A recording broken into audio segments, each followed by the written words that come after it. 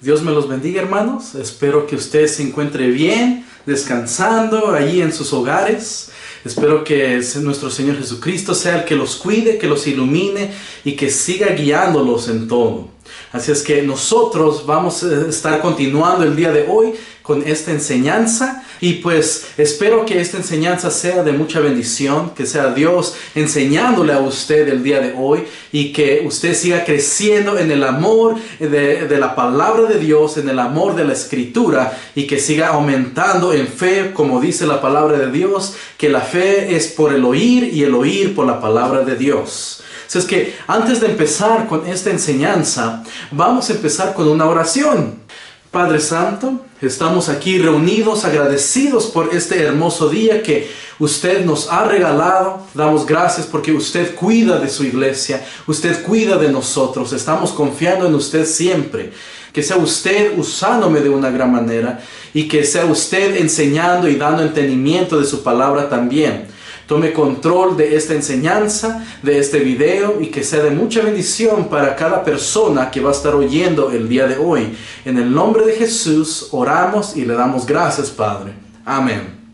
El testimonio de Esteban en Hechos capítulo 6. La Biblia lo describe en Hechos 6 que él era un varón lleno de fe y del Espíritu Santo. Y él era uno de los primeros 7 diáconos de la iglesia. Y miramos que Dios empezó a usarlo de una gran manera en Hechos 6. Y dice en Hechos 6, verso 8 y 9, dice: y Esteban, lleno de gracia y de poder, hacía grandes prodigios y señales entre el pueblo. Entonces se levantaron unos de la sinagoga llamada de los libertos y de los de Cirene, de Alejandría, de Cilicia y de Asia, disputando con Esteban. Entonces empezaron a hablar con él, empezaron a disputar con Esteban. Y ya próximamente en el capítulo 7 ya miramos que ya habían escogido a personas que dieran mal testimonio de él o falso testimonio de Esteban. Y lo arrestaron y ahora él está aquí ante el tribunal. Miramos que él está ante el Sanedrín. Y miramos que empezaron a acusar a Esteban primeramente lo acusaron de hablar contra el templo. Cuando él estaba predicando, lo acusaron de hablar en contra el templo. Lo habían acusado de que él estaba cambiando la ley de Moisés. Y también miramos que lo andaban acusando diciendo que él era un blasfemo. Entonces miramos que Esteban, cuando él está escuchando todo esto, él empieza a hablar y empieza a decir en Hechos 7, verso 2, dice: y él dijo: varones, hermanos y padres, oíd. El Dios de la gloria apareció a nuestro padre Abraham. Y aquí es donde nosotros miramos que Esteban empieza a dar su discurso, empieza a dar lo que es conocido como el sermón más largo del libro de los Hechos. Y miramos que este sermón de Esteban no es una justificación y tampoco él pierde tiempo en tratar de defenderse. Este sermón es el más largo registrado en el libro de los Hechos, como habíamos mencionado, y él comienza este sermón con ese saludo: varones, hermanos y padres, oíd. Él está llamando la atención de todos los que están oyendo. Él está dejándoles saber: yo voy a estar hablando, voy a estar dando este discurso. Él empieza a defenderse para que todos escuchen lo que él va a decir. Entonces, inmediatamente Esteban comienza una acusación contra los jefes mismos de los judíos. Él se convierte en un juez que les pronuncia su sentencia. Él empieza a hablar con ellos y empieza a decirles: ustedes son los que han crucificado a nuestro Señor Jesús. Entonces él se convierte en ese juez. Y en su sermón, Esteban habla detalladamente de la historia de Israel. Él empieza desde el principio y hasta la fecha donde ellos se encuentran en ese punto. Miramos que él prueba que siempre rechazaban la gracia de Dios y no obedecían la ley de Dios. Él hace mención de Abraham para probar que la bendición de Dios les llega solamente a causa del principio de la fe. Él empieza a dar ejemplos del odio persistente de todo lo que es bueno. Les recuerda que ellos vendieron a José como esclavo a Egipto por envidia y habían rechazado ellos a Moisés. Entonces, si recordamos, en el principio de Hechos 7, los jefes judíos están acusando a Esteban que él anda cambiando la ley de Moisés, pero en el discurso, en el sermón de Esteban, él les está diciendo a ellos que ellos son los que han rechazado a Moisés. Imagínense cómo Esteban andaba dando vuelta estas acusaciones. Y el clímax de este sermón, Esteban demuestra que la historia de Israel prefiguró a Cristo y cómo rechazaron los judíos a Jesús. Esteban acusa al Sanedrín de ser traidores, de ser traidores contra Dios.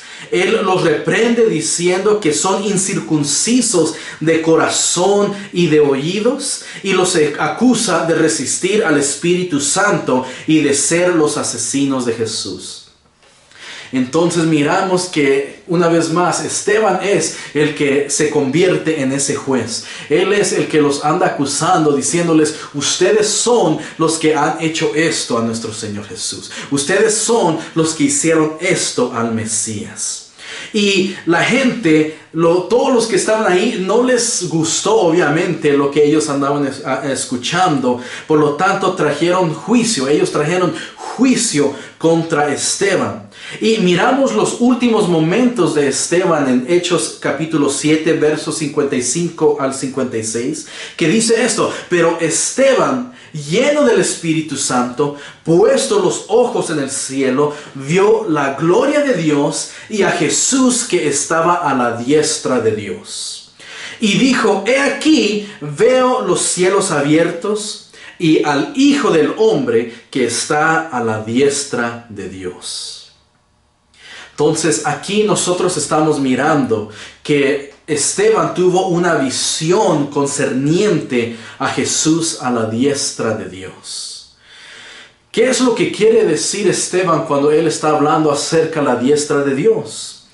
La dificultad comienza en resolver la terminología de estas escrituras, y nosotros vamos a mirar un poco más profundo qué es lo que se refiere Esteban cuando dijo que vio a Jesús a la diestra de Dios. Así es que nosotros vamos a estar considerando algunos puntos. Esteban primeramente era un humano, él era una persona, y por lo tanto no era posible de que él viera a Dios tal como él es. No era posible de que Esteban viera a Dios como el Espíritu eterno y lleno de gloria y majestad. Amén. Una referencia de eso es 1 Timoteo 6:16. Y miramos en Juan 1:18 que nos dice esto: a Dios nadie le vio jamás, el unigénito Hijo que está en el seno del Padre, Él le ha dado a conocer.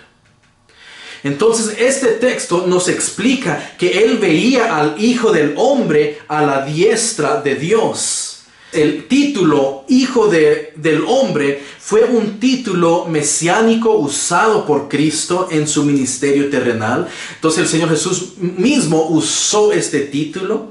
Y aunque Esteban no veía al Señor como el Espíritu eterno, él tuvo una visión de él como el Hijo del Hombre. Entonces no pudo ver a Dios así como el Espíritu, amén, pero vio al Hijo del Hombre. Recordemos que dice en Hechos 7:56, y dijo: he aquí, veo los cielos abiertos y al Hijo del Hombre que está a la diestra de Dios. Entonces, Dios es espíritu y el espíritu no tiene carne ni hueso. Amén. Pueden usar 1 Corintios 15:45 como una referencia.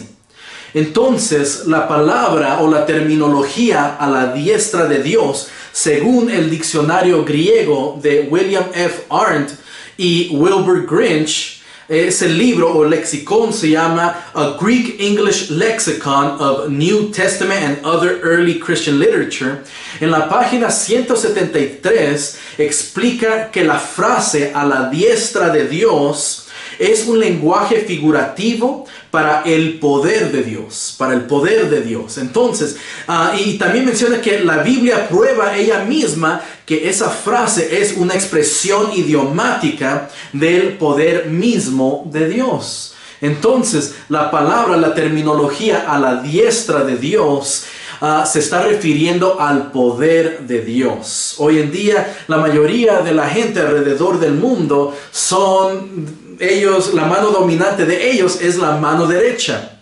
Para mí no es así, es la mano izquierda. Entonces, mi mano de poder es la mano izquierda, pero para la mayoría del mundo, la mano de poder es la mano derecha. Es nomás para tener una visualización acerca de lo que se refiere a la diestra de Dios, amén, que es el poder de Dios. Pero vamos a estar mirando algunas escrituras para poder mirar un poco más acerca de esto. Primeramente, en Éxodo 15, verso 6, nos dice esto: "Tu diestra, oh Jehová, ha sido magnificada en poder.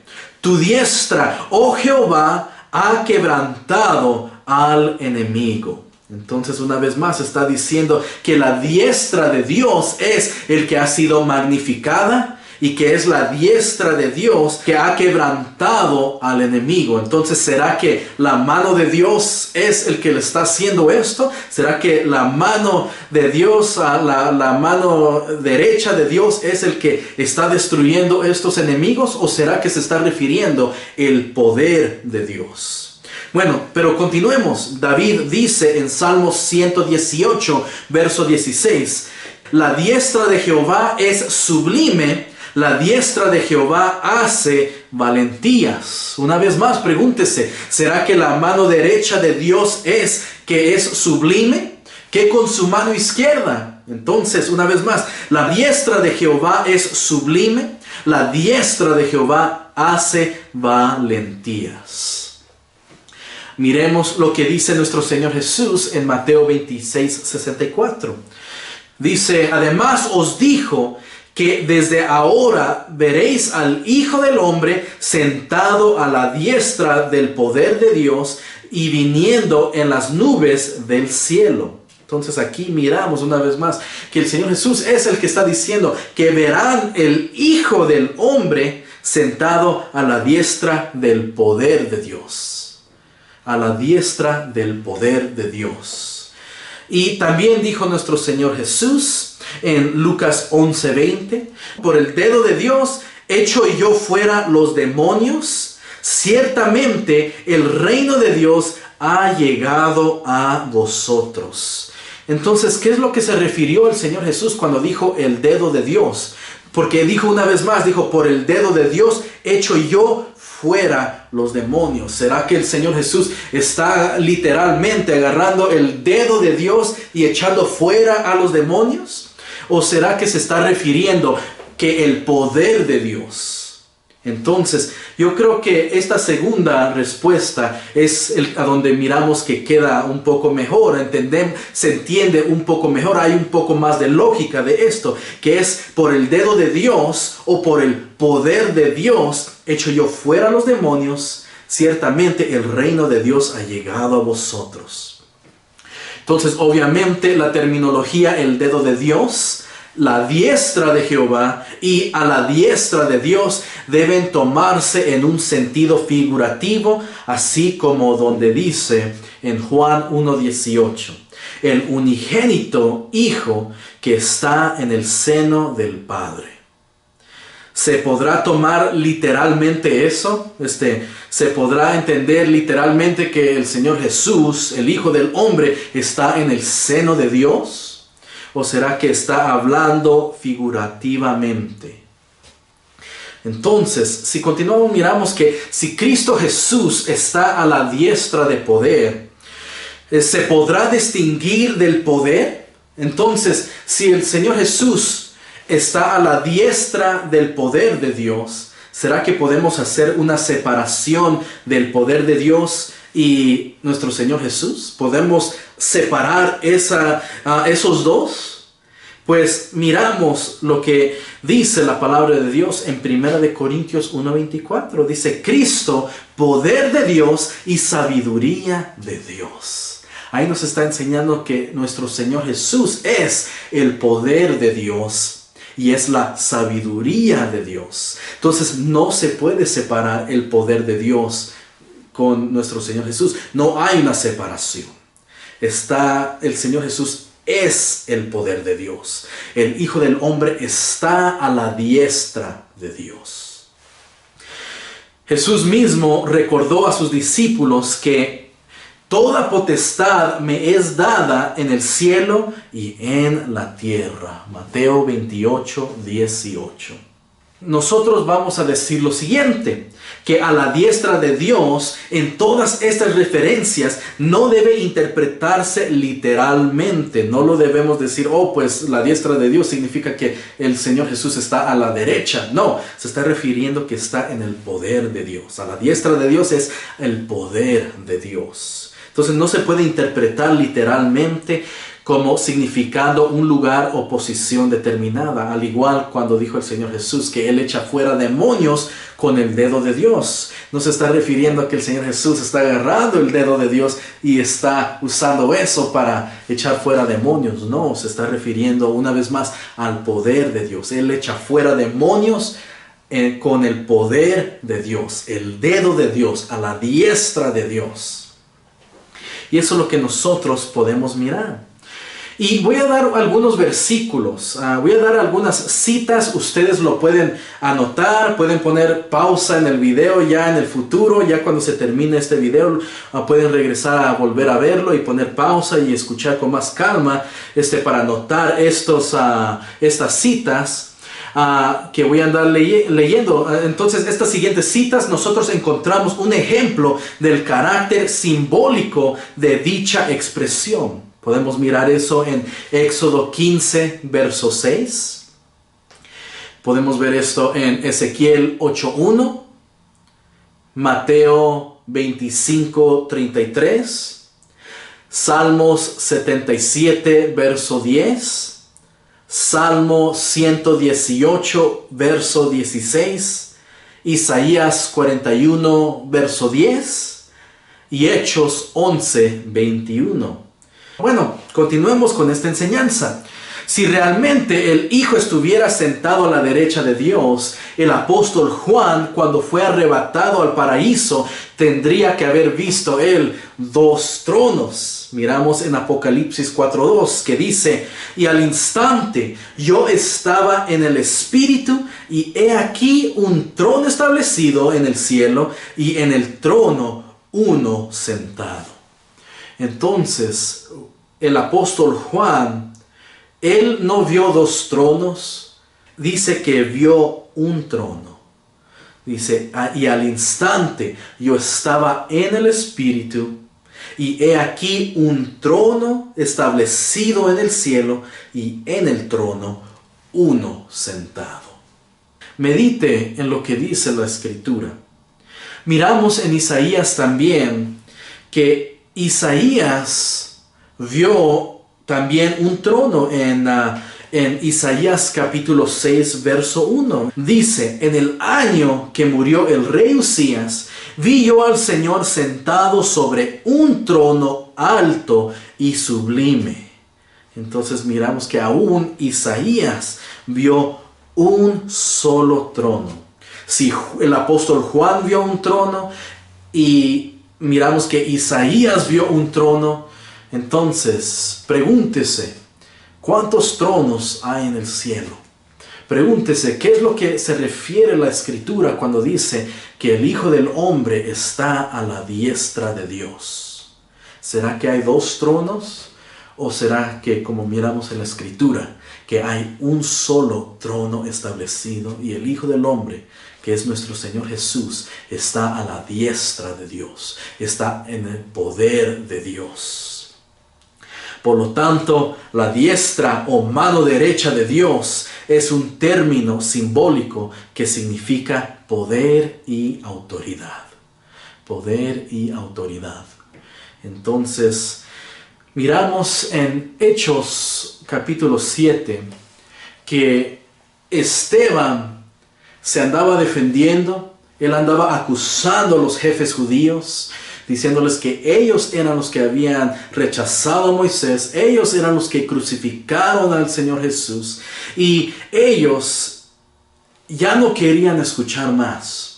Miramos en Hechos 7, versos 57 y 58, que dice esto. Entonces ellos, dando grandes voces, se taparon los oídos y arremetieron a una contra él, y echándole fuera de la ciudad, le apedrearon, y los testigos pusieron sus ropas a los pies de un joven que se llamaba Saulo. Ellos ya no querían escuchar, los judíos, los jefes judíos, ya no querían escuchar esta palabra que estaba predicando Esteban. Ellos se andaban tapando los oídos y ellos se andaban enfureciendo y lo echaron fuera de la ciudad y empezaron a apedrear a Esteban. Y nosotros podemos mirar que el Sanedrín no tenía autoridad para aplicar la sentencia de muerte a los acusados que condenaban ante su tribunal. Ellos no tenían ese poder, ellos no tenían la autoridad para matar a las personas que ellos querían matar, porque miramos eso con nuestro Señor Jesús. Ellos tuvieron que llevar al Señor Jesús con Pilato, que era el procurador de ese tiempo, de esa región. Era Poncio Pilato, y ellos miramos que fueron con él para que pudieran crucificar a nuestro Señor Jesús. Entonces debemos preguntarnos si los jefes judíos tuvieron que ir con los romanos para crucificar al Señor Jesús, ¿qué es lo que ellos iban a hacer con Esteban? ¿Sería que lo llevarían también? Miramos en la Escritura que ellos no hicieron eso. Ellos inmediatamente apedrearon, echaron fuera a Esteban de la ciudad y empezaron a apedrearlo. Ellos fueron los que tomaron ese juicio inmediatamente. Entonces, ¿cómo era posible de que ellos apedrearon sin el consentimiento del gobernador? Pues algunos eruditos, algunos estudiosos han pensado que ocurrió durante ese tiempo un intervalo entre la destitución de Pilato y la toma de posesión de su sucesor, que es aprovechada por el Sanedrín. Entonces andaban diciendo, mientras han sacado a Pilato y va a llegar el nuevo sucesor, algunos eruditos, algunos estudiosos piensan que los jefes judíos tomaron ventaja de eso para poder apedrear a Esteban. Nosotros no sabemos, pero esas son algunas teorías de por qué ellos hicieron eso, por qué ellos tomaron ese juicio en sus manos para poder matar a Esteban. Entonces, esta enseñanza termina que apedrearon a Esteban. Pero algo que nosotros miramos en esta escritura es que mientras Esteban está muriendo, mientras lo están apedreando, imagínense, eso no era algo agradable poder pasar por eso. No, pero aún en los últimos momentos de Esteban dijo, Señor, no tomes en cuenta los pecados de ellos. El gran amor que tuvo Esteban hacia las almas y la preocupación que nosotros podemos decir que él tenía, porque para poder pedirle a Dios, Señor, no tomes en cuenta lo que estas personas están haciendo conmigo. Nosotros miramos en la Escritura que nuestro Señor Jesús hizo lo mismo. Mientras Él estaba en la cruz, Él estaba en sus últimos momentos, Él estaba sufriendo, pero aún así Él estaba orando y estaba diciendo, perdónalos, porque no saben lo que hacen. Ese es un gran amor que Jesús y Esteban tuvieron hacia las almas. Porque cuando usted ama a la gente, cuando usted ama a las almas, aunque esas personas le estén lastimando, usted puede hablar con Dios y decirle: Señor, perdónales, porque ellos no saben lo que hacen. Perdónales, porque ellos están lastimando a un hijo tuyo. Amén. Entonces, eso es algo que nosotros debemos meditar y pensar: wow, nosotros tal vez debemos hacer lo mismo. Pedirle a Dios que perdone a todos los que nos están ofendiendo. Pedirle perdón a Dios, o pedirle a Dios que perdone a todos los que están buscando hacer nuestro mal. Porque nosotros ya no somos las mismas personas que éramos antes. La Biblia nos dice que los que están en Cristo, nueva criatura son. Así es que nosotros tengamos ese amor para los demás. Nuestro Señor Jesús nos enseña que nosotros debemos amar también a nuestros enemigos. Porque debemos recordar que nuestro Señor Jesús también derramó su sangre por ellos. Nosotros que en un tiempo estábamos sin Cristo, estábamos sin esa esperanza, Cristo murió por nosotros. Y de igual manera Cristo murió por ellos. Porque de tal manera amó Dios al mundo, que Dios dio a su Hijo unigénito, para que todo aquel que en Él crea no se pierda, mas tenga vida eterna. Ese es el amor de Dios. Así es que oro que esta enseñanza sea de mucha bendición. Oro que esta enseñanza, que sea Dios el que le haya hablado el día de hoy, que le haya enseñado algo el día de hoy, y que sea usted siempre siguiendo adelante, que sea usted siempre buscando más de la palabra de Dios, y pues que nos cuidemos durante este tiempo, creyendo que la presencia de Dios está cubriéndonos, que nos está cuidando, que donde sea que nosotros estemos, Dios está con nosotros, y que ninguna plaga llegará con nosotros. Estamos confiando en Dios. Así es que Dios me los bendiga, cuídese mucho y nos veremos una vez más la próxima vez, en el nombre de nuestro Señor Jesús. Bendiciones.